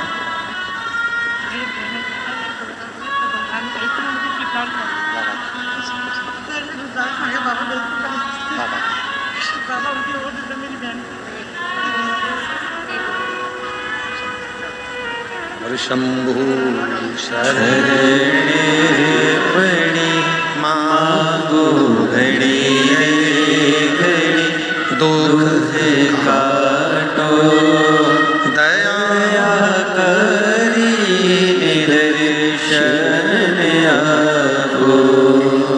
शिव कथा कह रही है, भगवान शंकर की कथा कहती है। कितना शब्द कहे कोई, सुन, कोई बात। आग लगे बस्ती में, क्या किसको रोइए, चादर तान के। किसी ने एक बात बड़ी सुंदर कही है कि सुंदर लड़कियों को पति से अधिक प्रेम मिलता है। किसी ने कहा, हमारे कानों में शब्द आया कि सुंदर लड़कियों को पति से अधिक प्रेम मिलता है। पर शिव महापुराण में हमने अध्ययन किया तो ऐसा महसूस होता है कि सुंदरता से ज़्यादा जिस लड़की का दिल सुंदर होता है तो पति का ही नहीं, पूरे ससुराल का प्रेम अधिक मिलता है।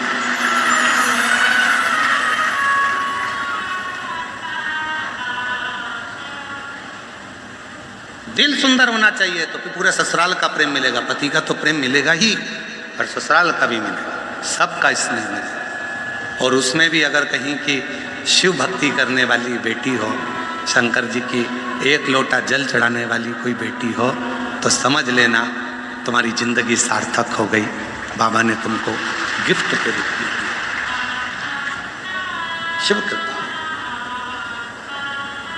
हमारे बीच में परम पूज्य श्री देवकीनंदन ठाकुर जी महाराज बैठे हैं, तो शब्दों का उद्बोधन उनका श्रवण कर कर फिर पुनः कथा को अपन आगे बढ़ाएंगे। हमारे बीच में इतनी बड़ी मूर्ति आकर बैठे और कुछ हमको मिले, उससे बढ़कर कोई सुख नहीं। एक बार जोरदार ताली बजाकर सनातन की एक ऊर्जा को जागृत करने वाले परम पूज्य श्री देवकीनंदन ठाकुर जी महाराज के संबोधन श्रवण करके फिर अपनी कथा को आगे बढ़ाएंगे। आप लोगों से निवेदन है, आज कथा का 6ठा दिवस है। जब तक आरती ना हो तब तक ना जाएं।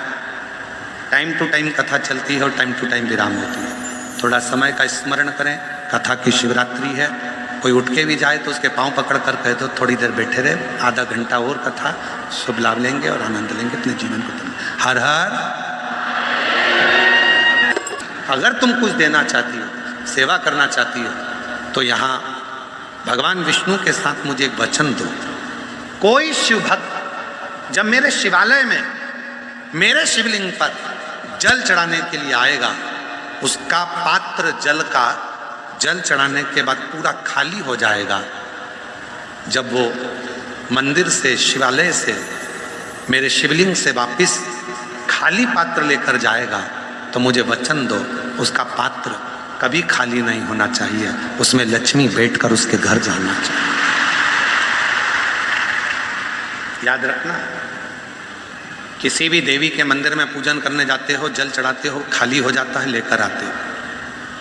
दशा माता की पूजन करने जाते हो, तीज माता की पूजन करने जाते हो, चतुर्थी माता की पूजन करने जाते हो, किसी देवी देवता की पूजन करने जाते हो, जल चढ़ाते हो, पात्र खाली हो जाता है, लेकर आते हो। केवल एक देव है, वो देव अधिदेव महादेव हैं, जिनके मंदिर में पात्र यदि खाली भी हो जाता है तो वो खाली नहीं माना जाता, उसमें लक्ष्मी भरकर भगवान शंकर के द्वार से आपके द्वार तक जाती है, वो खाली नहीं माना। शिव के मंदिर का दीप, शिव के मंदिर का पात्र, शिव के मंदिर की भूमि कोई खाली नहीं, आभारी। और इसीलिए हम भी 2 वर बाबा से मांगते हैं रोज व्यासपीठ पर आने से पहले और व्यासपीठ से जाने के समय। हम आपसे भी कहेंगे जब भी भगवान के सामने जाना तो ये 2 वर आप भी मांगना, बाबा किसी स्त्री की गोद खाली ना रहे और किसी पुरुष की जेब खाली ना रहे, भर कर। जिस नारी की गोद खाली रहती है उसको दुनिया के बहुत ताने सुनना पड़ते हैं, बहुत गालियां सुनना, खूब ताने सुनना। एक महिला ने तो लिखा है कि कोई सुनील कुमार टेलर हैं, मेरी पत्नी का नाम माया टेलर है और मैं बालावाला तहसील सांगानेर जिला जयपुर राजस्थान से हूँ। गुरुदेव विवाह के सालों बीत गए, IVF भी करवा लिया फिर भी औलाद नहीं हुई, सब दूर फिर कर आ गई, तब सीहोर गई, कंकर शंकर की पूजन कर कर सफेद आंकड़े की जड़ का प्रयोग करा, पशुपतिनाथ का प्रयोग करा। सीहोर पहुंचने पर मैंने कंकर शंकर की पूजा की और यात्री विश्राम कर कर वहीं पर रात्रि का विश्राम किया, भूमि पर सो गई, वहां की मिट्टी को शरीर से लगाया, बाबा से कहकर आई, बाबा बहुत सालों से सुनी है गोद। सीहोर वाला बाबा कहता है किसी नारी की गोद खाली ना रहे, अगर मैं तेरे दरवाजे से खाली चली जाऊंगी ना बाबा तो दुनिया ताने देगी। बाबा मैंने एक गलती कर दी, वहां से 2 कंकर उठा कर लिए, पर मुझे क्या मालूम था कि बाबा को क्या लीला करना थी। वो 2 कंकर मेरे घर में आए और मेरा गर्भ ठहर गया। मेरे गर्भ में पहले डॉक्टर कहता रहा कि बच्चा ठहर गया है, एक बच्चा है, पर कुछ समय के बाद फिर डॉक्टर ने कहा तुम्हारे गर्भ में 2 बच्चे हैं और डॉक्टर ने कहा है इसमें से एक बच्चे की आवल लपेट गई है और दूसरे बच्चे की श्वास में कुछ तकलीफ आ रही है। मैंने बाबा का रात्रि के 9:15 मिनट का 1 लोटा जल वाला आंवले के जल का उपाय किया और बाबा की ऐसी कृपा हुई कि मेरे बच्चे की धड़कन भी आई, आँव भी सही हुई और बाबा की कृपा से मेरे घर में जुड़मा 2 बच्चों ने जन्म लिया, जिसका मैं फोटो लगा रहा हूँ। मेरे घर में जुड़मा 2 बच्चों ने जन्म लिया, जिसका मैं फोटो लगा रहा हूँ। बाबा शिव साधना क्या होती है, शिव की भक्ति क्या होती है। एक बहन जी ने तो छाता भेजा है कि शंकर की छत्र छाया ही सर्वश्रेष्ठ छत्र छाया है। वह बहन है, मेरा नाम मधु रावत है, जयपुर राजस्थान से है। 35 वर्षों से माइग्रेन की तकलीफ थी, इतनी तकलीफ थी कि नींद में भी मुझे इंजेक्शन लेना पड़ते थे माइग्रेन के चक्कर। 33 सालों से ये इलाज चल रहा था। आप विद्याधर नगर में आए, वहां की मिट्टी को नमन कर कर मैंने कथा को श्रवण किया और वहां की मिट्टी लेकर घर आ गई। उसी मिट्टी को रोज थोड़ी थोड़ी लगाती। आज बाबा की कृपा से 1 साल हो गया, मुझे तकलीफ नहीं है, ना इंजेक्शन लेती हूँ ना दवा लेती हूँ और पूरी तरह से पूरी तरह से एक विश्वास जागृत करिए भीतर, एक भरोसा जागृत करिए भीतर शिव के प्रति। तारकासुर ने क्या मांगा? भगवान ब्रह्मा जी से वर मांगा कि मुझे वर दो कि शिव जी के पुत्र के द्वारा मेरे प्राण छूटे। जो शंकर भगवान का स्नेही होता है, जो शिव का भजन करने वाला होता है, जो शंकर का गुणगान करने वाला होता है, वो हमेशा दुनिया का भला ही सोचता है, वो कभी बुरा नहीं सोच सकता, वो श्रेष्ठ ही सोचता, भला सोचता।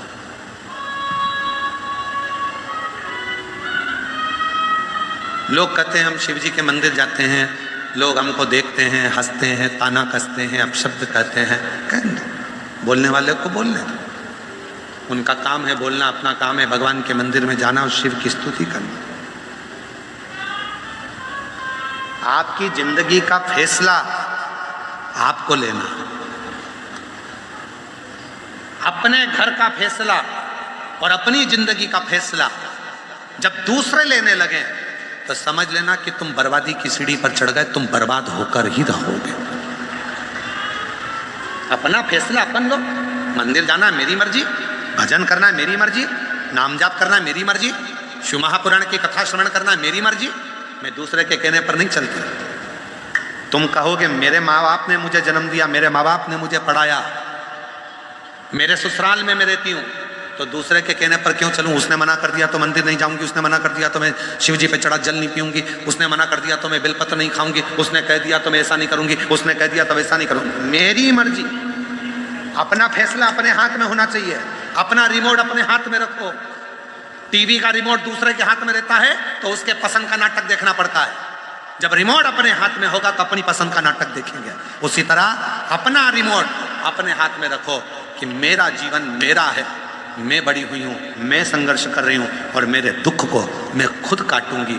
भगवान शंकर का नाम स्मरण कर, कोई दूसरा नहीं काटे। और हम तो बाबा के भरोसे चलते हैं, हम तो बाबा के भरोसे चलते हैं। ये दुनिया वाले जलते हैं, ये दुनिया वाले जलते हैं। डमरू वाले के भरोसे चलते हैं, सीहोर वाले के भरोसे चलते हैं, काशी वाले के भरोसे चलते हैं। हम तो बाबा के भरोसे। तारकासुर के प्राण छूट गए। उसके 3 पुत्र थे, तारकाक्ष, विदुमाली, कमलाक्ष। बड़े उपद्रवी थे। तीनों ने वर मांग लिया था कि हम तीनों मरेंगे तो एक साथ मरेंगे। तीनों ने अलग अलग पुरी बनाई, अलग अलग भवन, अलग अलग महल बसाया। तीनों कभी एक साथ इकट्ठे नहीं होते तो मरते भी नहीं। शिव जी से प्रार्थना, इन तीनों को मारना है। शंकर भगवान ने कहा इन तीनों को मारने के लिए तुम सब पशु बन जाओ, मैं तुम्हारा पति बनता हूं।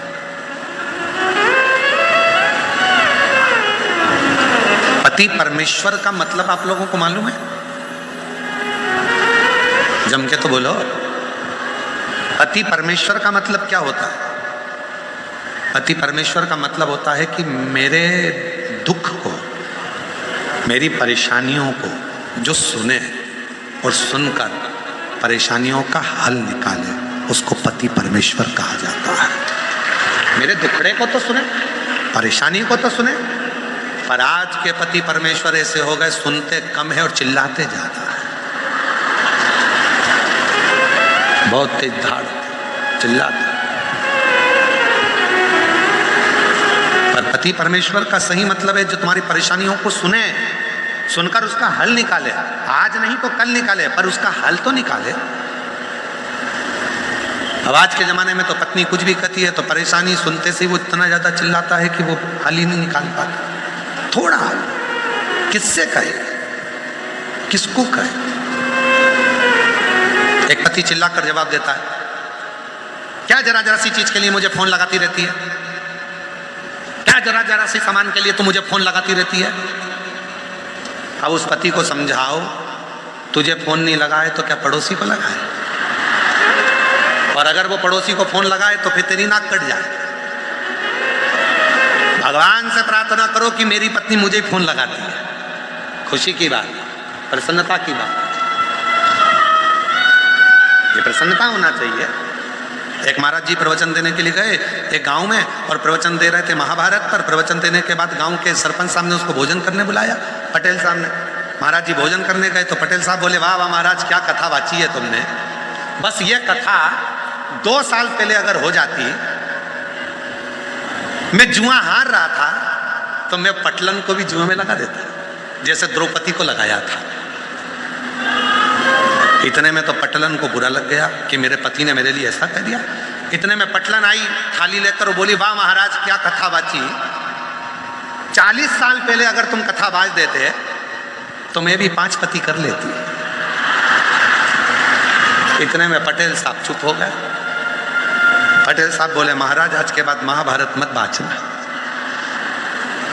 पटेल साहब ने जैसे ही बोला तो महाराज जी बोले महाभारत बाँचना और महाभारत को श्रवण करना और श्रवण कर कर अपनी जिंदगी में उतारना, सब प्रसंग अलग अलग, उसको धारण कर। ये तीनों मरे तो एक साथ। शिव जी ने 33 कोटि देवताओं को पशु बना दिया, शिव जी उनके पति बन गए और पति बनकर भगवान शंकर ने उन तीनों का संहार कर दिया। संहार करा, शिव जी का नाम पशुपतिनाथ पड़ गया। बोल पशुपतिनाथ भगवान की। पशुपतिनाथ का जो व्रत होता है वो 5 सोमवार का होता है। दिए कितने लगते हैं? जम के बोलो 6 दिए। मीठे के प्रसाद बनता है, हिस्से कितने होते हैं? 3। पूजन की थाली जो सवेरे मंदिर में जाती है वही थाली शाम को जाती है। प्रसाद जाता है शाम को मीठे का, 6 दिए जाते हैं। 6 दिए जमीन पर रखे जाते हैं। प्रसाद के 3 हिस्से किए जाते हैं। शिव जी की पूजन करी जाती है। 5-6 दिए जो जमीन पर रखे हैं उसमें से 5 दिए जलाए जाते हैं, प्रज्वलित करे जाते हैं। 1 दिया जलाया नहीं जाता, उसको ऐसे ही रखा जाता है। प्रसाद के 3 हिस्से कर कर बाबा की पूजन कर कर प्रसाद के 2 हिस्से मंदिर में छोड़ो, 1 हिस्सा थाली में रख लो। जो दिया नहीं जलाया उसको उठा के थाली में रख लो और बाबा को प्रणाम कर कर कहो बाबा आज मेरा पहला व्रत है, स्वीकार कर लो। घर आओ, घर में जब प्रवेश करो तो घर में प्रवेश करते समय अपना जो सीधा हाथ है राइट हैंड वहाँ बैठो, घर की ओर मुख करो, बैठकर जो 6ठे नंबर का दिया है वहाँ प्रज्वलित करो, जलाओ। बाबा को प्रणाम करो, बाबा मेरी ये कामना है, मेरी इस कामना को पूरा करना। प्रणाम करो, अंदर आओ। शाम को जब भोजन करो तो जो प्रसाद का 1 हिस्सा लेकर आई हो, सबसे पहले भोजन के पहले प्रसाद का वो हिस्सा खाओ, फिर भोजन को ग्रहण करो। ऐसे 5 व्रत करो। बीच में अगर कहीं जाना पड़ जाए, कहीं शादी चले गए, कहीं ब्याह में चले गए, कहीं रजस्वला धर्म से हो गए तो छोड़ दो व्रत को, अगला व्रत करो, पर गिनती के 5 ही करना।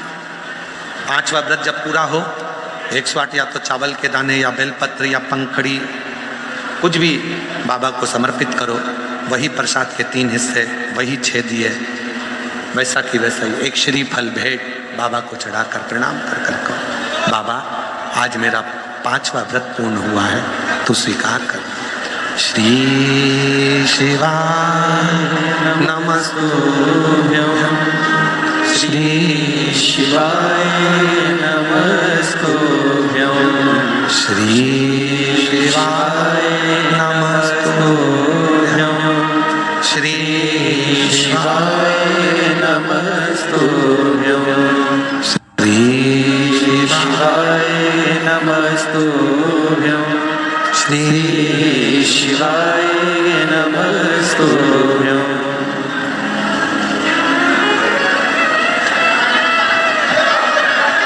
बाबा को अपने मन का भाव कहकर, प्रार्थना कर कर, निवेदन कर कर अपने घर को जाओ, हृदय में उतार दो। आगे वर्णन आया भगवान श्री गणेश जी महाराज का मंगल विवाह।